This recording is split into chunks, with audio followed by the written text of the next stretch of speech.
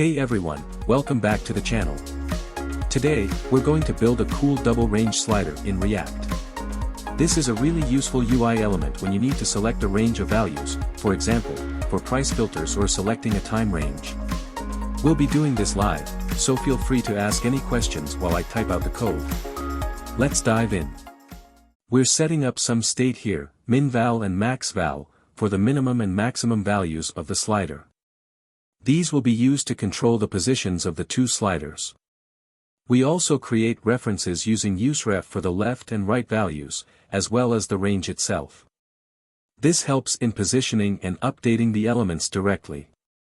Now, we define the get% function.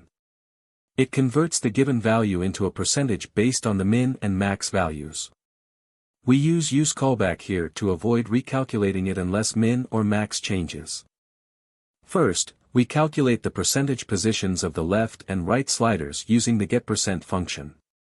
Min% gives the position of the left slider, min%2 gives the position of the right slider, and max% is for the range width. Next, we set the left style for the left slider and use transform to center it visually. The same is done for the right slider, using min%2. Finally, we adjust the range bar. Its left is set to min%, and its width is the difference between max% and min%. This keeps the range bar dynamic as the sliders move. This useEffect runs whenever max_val changes. First, we calculate min% and max% for the left and right slider positions. Then, we update the range bar's width using the difference between max% and min%. Finally, we position the right slider by setting its left style to max% and use transform to center it visually. Here, we render the two sliders. Each one has a value corresponding to min_val or max_val and an onChange handler to update the state when the user interacts with the sliders. Notice how we prevent the left slider from going beyond the right slider and vice versa.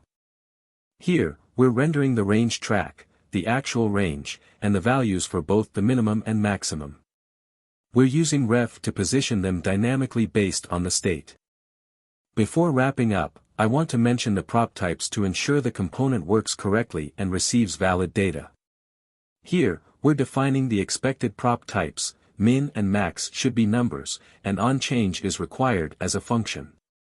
This helps with validation and ensures the component works as expected. We import prop types to validate the props that are passed into the component. In the app component, we're rendering the double range slider component, and passing it the min and max values as 100 and 500.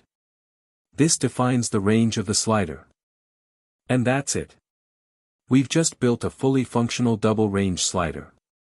Now we can use it in our app to let users select a range of values. This is a great way to implement filters, time ranges, or any other use case where a range of values is needed. If you have any questions, drop them in the comments, and don't forget to like and subscribe for more live coding sessions.